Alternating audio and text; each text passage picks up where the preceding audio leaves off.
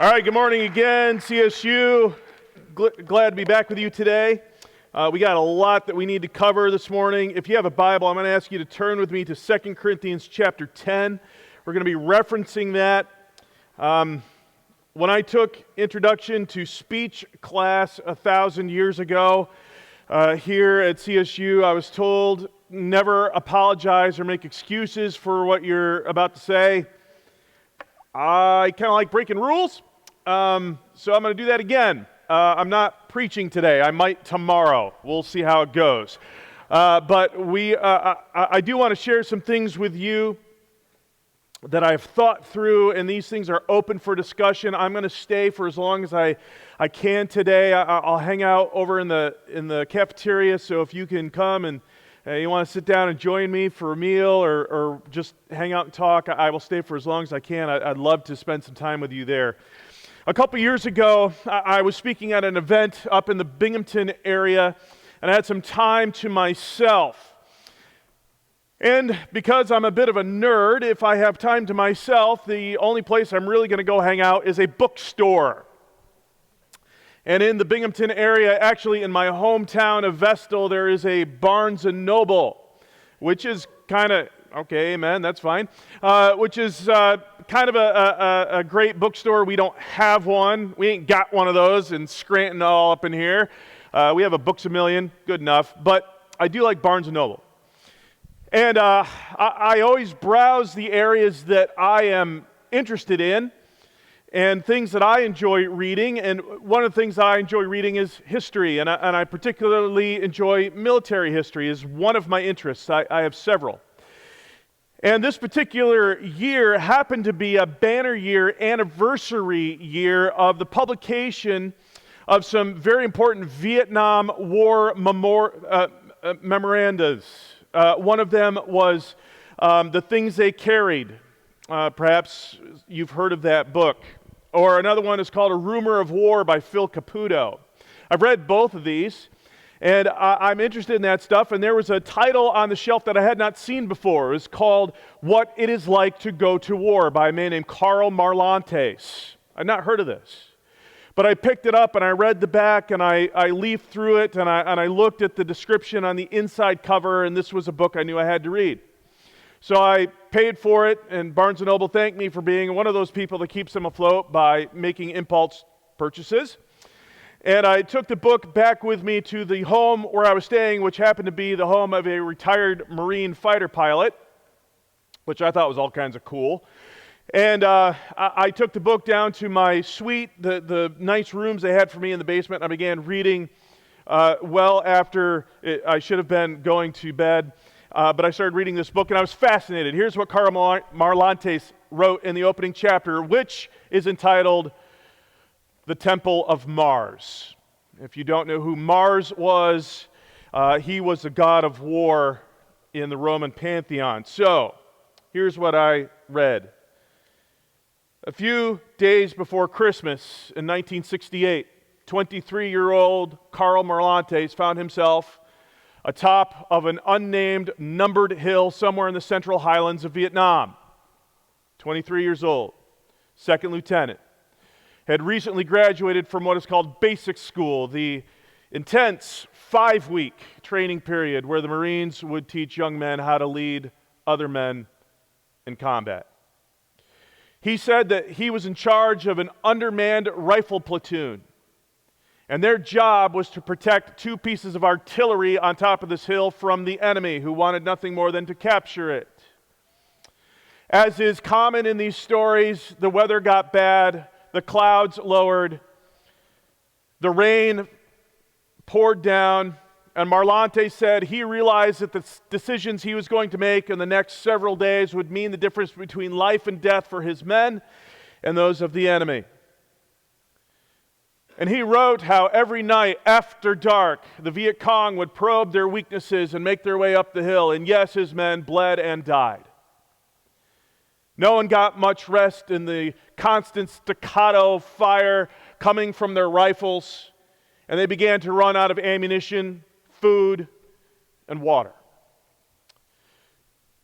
Finally, one brave helicopter pilot was able, by using voice commands only, to find his way through the clouds and the mountaintops and to land on top of this hill. And he brought with him, according to Marlantes, some essentials: food, water, ammunition, help for the wounded, and evacuation means for the wounded. And Marlantes said that the pilot also brought with him the chaplain battalion, a priest. In the book, he relates the priest brought with him two things: Southern comfort, that's a liquid, by the way, kind of flammable, be careful, and dirty jokes. 23-year-old Carl Marlantes, who was watching his 18 and 19-year-old Marines be dismembered and killed in front of him, said that he greedily drank the Southern comfort. He raucously laughed at the dirty jokes, and it made him feel better. But as would happen so many times, this hill exchanged hands. This unit of Marines was taken off, and they were given some relief and a little bit of time to catch their breath. And Marlantes said it was during those days of rest and relaxation, when the adrenaline settled down and he could actually think, that he began to get very angry. He said, "Yes, I laughed at the jokes. Yes, I drank the booze. But my men and I had just gone in to worship at the temple of Mars. We had shed blood. What we received for our efforts was pacification. What we needed was a priest." Now, my speaking engagement may not have gone that well the following day because I stayed up all night annotating and basically rewriting that chapter. I have a problem. Every time it said the word rifle platoon or company or Marine unit, battalion, what have you, I changed the word to something like youth group, church, college ministry. I changed the word second lieutenant, captain, battalion leader, unit leader to pastor, youth pastor. And I reread that chapter, and it solidified in my mind something that I've come to know. Your generation is under siege. You are at war. You do not need pacification. You need a priest. If you prefer the word shepherd, I'm okay with that. I don't mind the word priest. Because frankly, in my classroom, I've declared myself the warrior priest, and I've declared my classroom sanctuary, and my students are under my protection. 2 Corinthians 10, beginning of verse 3, Paul writing again to a jacked up group of people in the Las Vegas of the ancient Near East called Corinth. If you wanted it in Corinth, you could get it there. And they didn't care who knew it. Pretty much a party town all the time, where they worship three things: sex, money, and athletics. This kind of sounds like some cultures I'm aware of. But beside the point. 2,000 years ago, as he writes to them, he says in verse 3, I want you to understand something, Corinthians. You live here. You are in the world. And you can just fact check me. I'm paraphrasing for time's sake, because we don't have time to fully develop what I want to talk about today. You are in the world, and you are in a fight. He does not use the word the temple of Mars, but interestingly, before this, in Acts 17, in Paul's brief, if you want to think, layover at the University of Athens, not a real place, in Acts chapter 17, Paul gives his famous speech from Mars Hill. Curious. But he gets to, as he visits Corinth, and as he's writing to them later on, he says, you live in this world, make no mistake. And you are in a fight, but make no mistake, you're not in a fight like the world fights, because we do not fight with the world's weapons. Nowhere does Paul suggest that we get angry and punch a pagan in the face. Nowhere does he suggest that our enemy is people. In fact, the parallel passage to this in Ephesians chapter 6, he is clear that the enemy is not people, but it is ideas. And not just any ideas, but bad ideas. And he tells us here in 2 Corinthians 10 that the realm of the battlefield for the believer is the realm of the mind. And what we are supposed to do is use divinely forged weapons to tear down the strongholds that set themselves up against the knowledge of God. He does not say belief in God. Knowledge of God. Loving God with all of our minds means daring to engage at the temple of Mars. But the battlefield is not people, it is ideas. When I started this ministry, it's something I've always been interested in, so it's not like it was brand new. My entire adult life, I've been involved with either high school or college ministry. But as I began this ministry, I made a conscious decision, and my decision was, I need to figure out not just what the students I'm ministering to believe, but why they believe them. And so I made it my business to try to understand how emerging generations think. Now, a reasonable response on your part would be, okay, boomer, how do you do that? That's not unreasonable because there's clearly a generation gap since all my hair has migrated from my head to my face. I get it. Well, I can explain that. This isn't a guess. What I'm about to tell you is not just, students in colleges today don't believe like Christians used to. Well, no kidding. It doesn't take any kind of true analysis to figure that out. What I'm doing is coming from a couple things. First of all, I've had over 1,000 students pass through my classroom. That does not include any class I've ever taught here. I've had 1,000 students pass through my classroom. And because apparently I don't like myself, most of their grade is made up of critical reflection papers where I make them take a position and tell me what they think. Grading papers is not fun. I have graded over 4,000 critical reflection papers in the past 6 years. What in the world is wrong with me? Exams would be so much easier. But you know what else I know? Any idiot can memorize a bunch of information and regurgitate it on a paper. It doesn't mean you know anything. Data, knowledge, and wisdom are not the same thing. So they tell me in papers how they think because I encourage that. I also have conversations with them, which is interesting because they tell me what they think.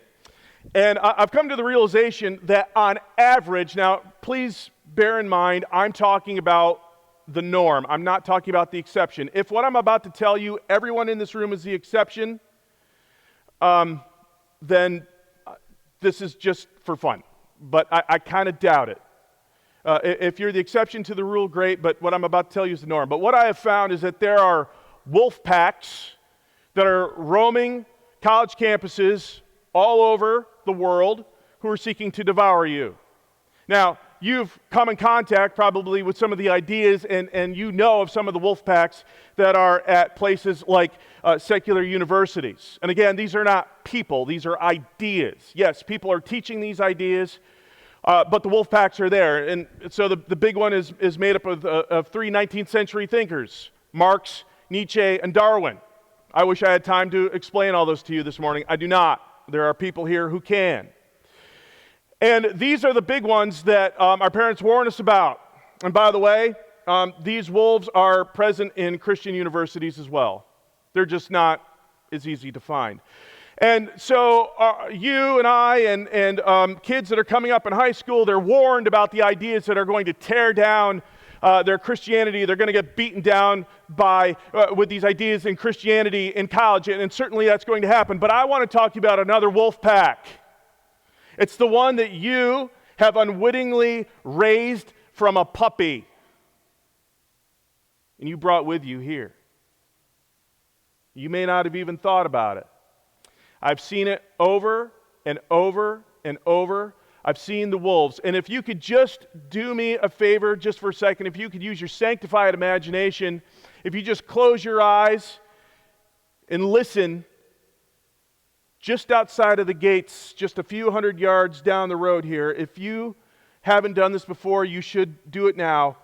You can hear the wolves howling. You don't need to be a smart aleck. And that's part of the problem. Think. You can hear them. You think I'm kidding? You think this is funny? Those of you who are sleeping need to wake up. Literally. Wake him up. Thank you. They want to eat your lunch.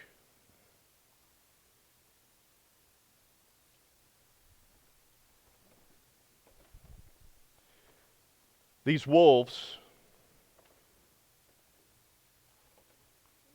are in the form of things that you actually don't have. It's a void. Here they are. I'm going to give you 3 things. I could be wrong about these 3 things. I'm pretty sure I'm not. Here they are. 3 things the average college student does not have with them at college. This is a mixed metaphor. I never met a metaphor I didn't want to mix.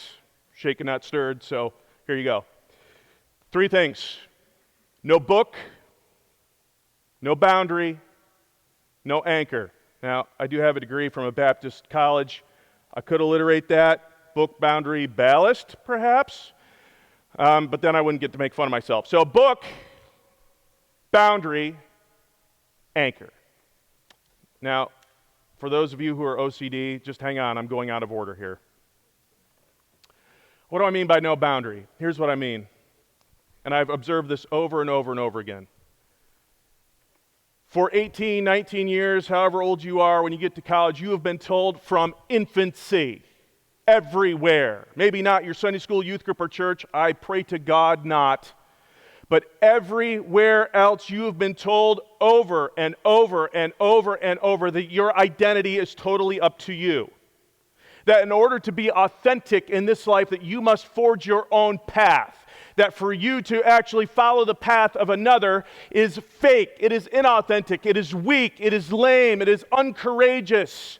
That you must be able to forge your own path. In fact, in a recent article by a guy named Rod Dreher talking about mainline religious seminaries, which does not include Baptist Bible Seminary or schools like it, but in mainline seminaries, this is what they're told over and over. And that if anyone decides they're going to submit to things that they find in places like, I don't know, the Bible, that they're actually doing so because they merely want to and because it's their choice, it's noble. It's not noble because they're supposed to, it's noble because they want to. And you are told over and over and over that you are totally up to your identity. Your identity is totally up to you. You ever seen a Disney film? This is the message over and over and over. Find your own way, find your own path. It is yours. You get to college and you get a little bit of freedom. Now, when I started here at Clark Summit University 30 years ago, like I told you yesterday, I thought I had all kinds of freedom because nobody was making me go to breakfast. I thought, this is great. And I used that freedom to do things. Some of the things were beneficial to learning, some of them were not. But in other schools, like where I teach now, they really don't have much structure at all. And what I have found is that students are so desperate to find out their identity, they will do anything. They become great experimenters, and I don't mean in the laboratory. If it can be snorted, injected, drank, or slept with, they'll do it.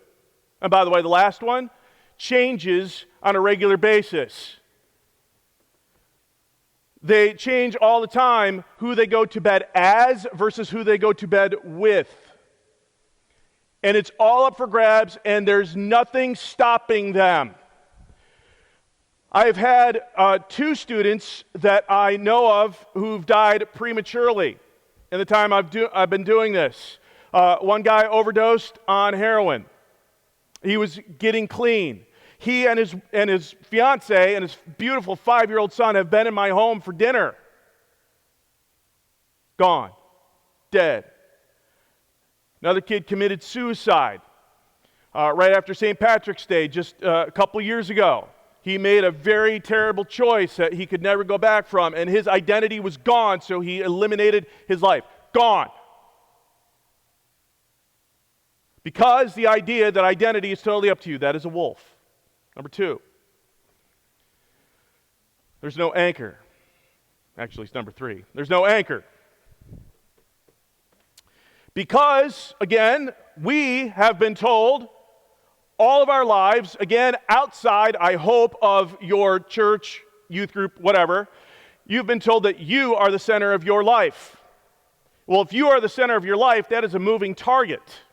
Because there's a moving target, there's nothing to stop you, there's nothing to prevent you, there's nothing to say, no, I shouldn't, with the experimentation, because right and wrong is totally up to you.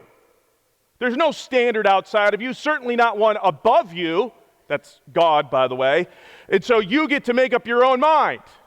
If that is the case, you're of course going to do whatever you want.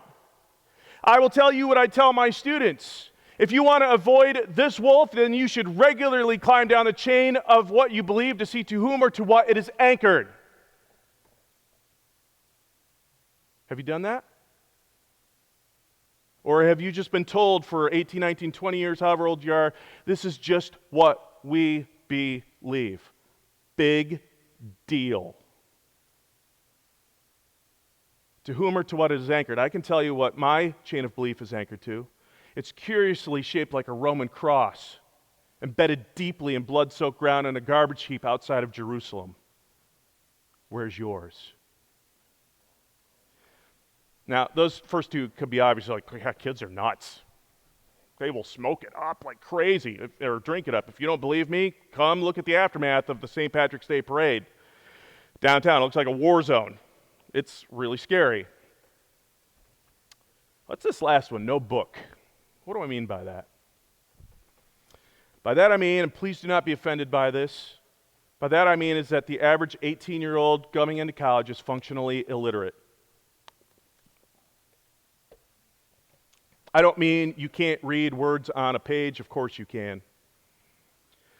Just like in No Boundary, students know the name that I call them, they respond to it, they write it on a paper, but they do not know their true name.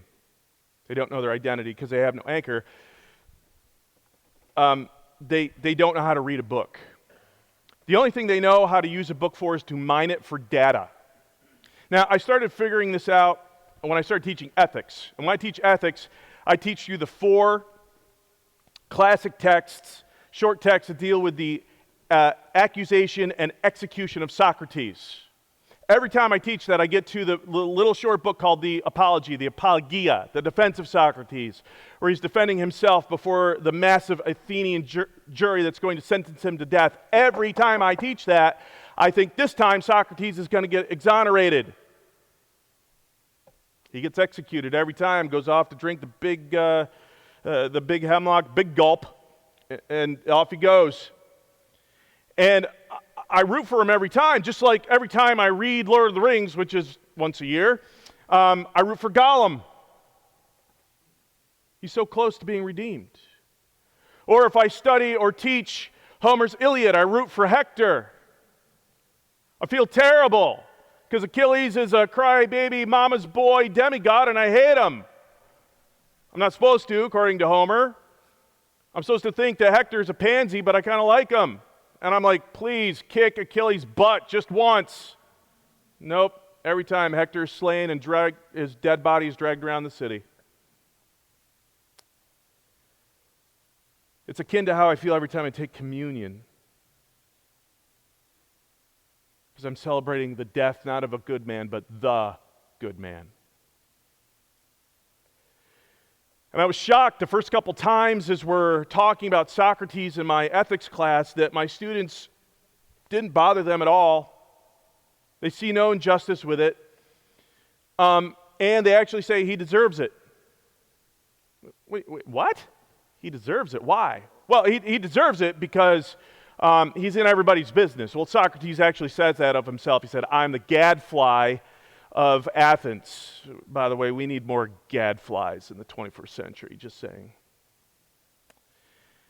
But then they also say, well, he kind of deserved it because he wouldn't listen to anyone else's opinions. Yeah, because Socrates knew what I know 2,500 years later, opinions are worthless. You have the right to them, but they don't mean anything. Can you back it up? Have you climbed down the chain of what you believe to see to whom or to what it is anchored? See, that's part of the process. And Socrates was asking people to do that. Guys, please, you're really breaking my concentration. Thank you.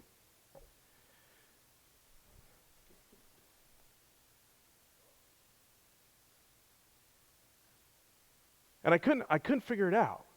And then I started realizing, wait, they don't read. In a book published in 1986 called The Closing of the American Mind, Professor Alan Bloom says of his students in 1986 that they didn't read either. I just read this book for the first time this past summer. Dr. Carter, whom some of you still know by reputation, kind of told us we would never read that book. That was his way of getting us to read stuff. Didn't really work all the time.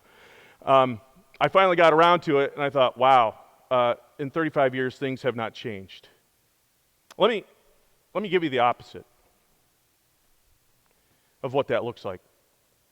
My son, who's 11, a couple years ago, came to me and said, Dad, I want to watch The Lord of the Rings, because I'm kind of into Tolkien, and he wants to be into the stuff I'm into. He said, I want to watch it. Well, we parent in what we like to call the right way, so he's going to read it first.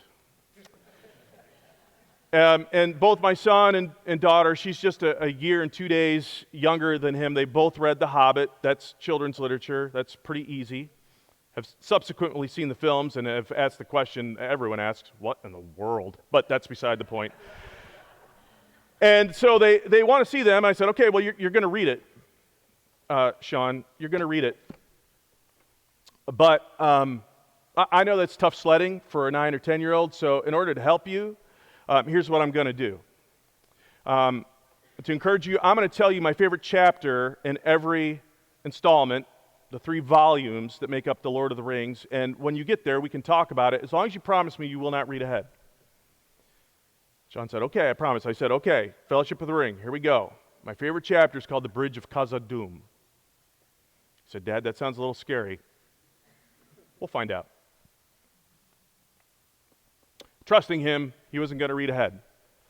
I know he did not, because I know the day it happened. He gets up early to read. I get up, I come downstairs to get caffeine to my central nervous system, and there's a snotty-nosed, literally 10-year-old blocking me on the landing of the stairs. His face is red, his eyes are bloodshot and watery. Snot's literally coming out of his nose, and his chin is quivering. Gandalf died? What? What kind of book is this? Storms off to school. So later that day, I sit down with him.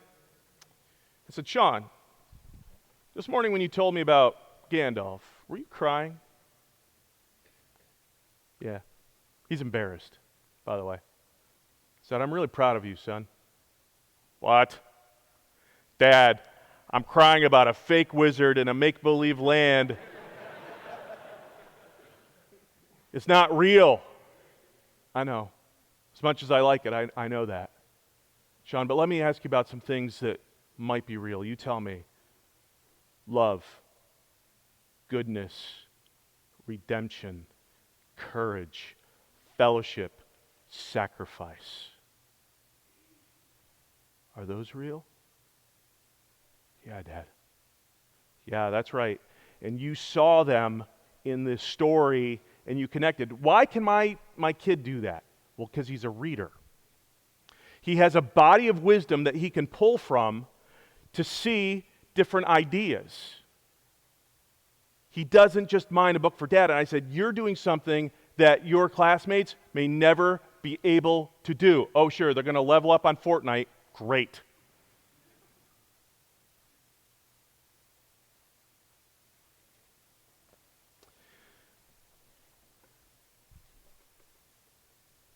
On June 8th, in 793, it's a little while ago, June 8th in 793, out of the mist on the shores of northeastern Britain, in a little island called Lindisfarne, is a monastery called St. Cuthbert's. As the monks and priests were going about their duties early that morning, out of the mist they saw these ships come out of the sea, and on the fronts of these ships, on the bowsprits, were dragons, serpents, griffins. Aboard these ships were Vikings. They raided St. Cuthbert's, they drowned the monks, they slew the priests, they stole the gold, having not a clue what churches, Christianity, or books were. This began 100 years of what has been known as the Danish invasion of the British Isles. Roughly 100 years after that, a guy named King Alfred the Great came to power and he said, "Enough." And he pushed them back. And King Alfred was known for two things: being a warrior and being wise. And he looked across the landscape of Great Britain and he realized what was lost as the churches and monasteries and libraries had been burned down. And he got a hold of a copy of a book by a guy named Gregory the Great, which was written to be a manual on how to be a pastor. And it was in Latin, and he translated it into Anglo-Saxon. And in the preface of this book, he said this. Here's Alfred speaking. "When I considered all this, the destruction, I remembered also how I saw before it had been all ravaged and burnt, how the churches throughout the whole of England stood filled with treasure and books.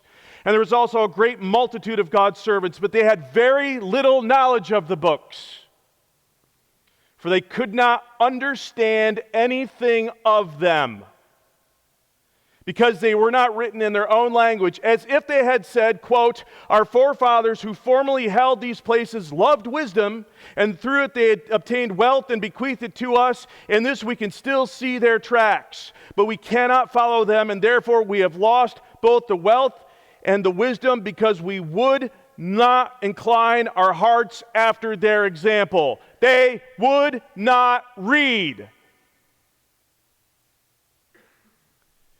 If you are the kind of college student who is really interested in following Christ, that means you are called to be countercultural. I have a clue for you. If you want to be countercultural, you follow the path that has been set for you. "Come after me, all you who are weary and heavy laden. I am the way, the truth, and the life. Trust in the Lord with all your heart." Do you need more examples? 1 John, "Whoever claims to be in Jesus must walk as he did." What does that mean? You bow the knee to the Father. That does not sound like finding your own path. And I see so many people who identify as my brothers and sisters in Christ online, in social media, make it sound like they are the ultimate arbiter of their universe. You are not. And the innocent man didn't die for you to claim that you are. Be different. Where does your authority lie? Have you climbed down the chain of your beliefs to see to whom or to what it is anchored? That's being different. Read. Love God with all of your minds. Who cares? Right?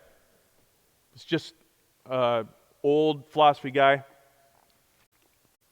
who was a Bible college survivor, somehow got asked to speak in chapel. No, it really matters, because even though maybe perhaps a few of you think it's a joke, I've seen the wolves and I've seen the destructive nature. I pastored in the inner city of Scranton for 10 years. It is the valley of the shadow of death. It's not the office. How many of you can say from your youth groups you've had any people from your youth group murdered? 2 in the time that I was a pastor. Murder victims, yeah. I've seen the wolves. So why does any of this matter? Because I think it is time that we see a new generation of warrior poets rise up. And what do the warrior poets do? We pen the ballads and we sing the kingdom songs. We shake the rafters of our great halls. We feast. We dine. We drink whatever the Baptist equivalent to mead is. Thank you. and we celebrate victories, but we do not stay in the great halls. After the last chord has been struck, and the feast has been put away, and the table boards have been put back to where they belong, we visit the great armory. And we suit up.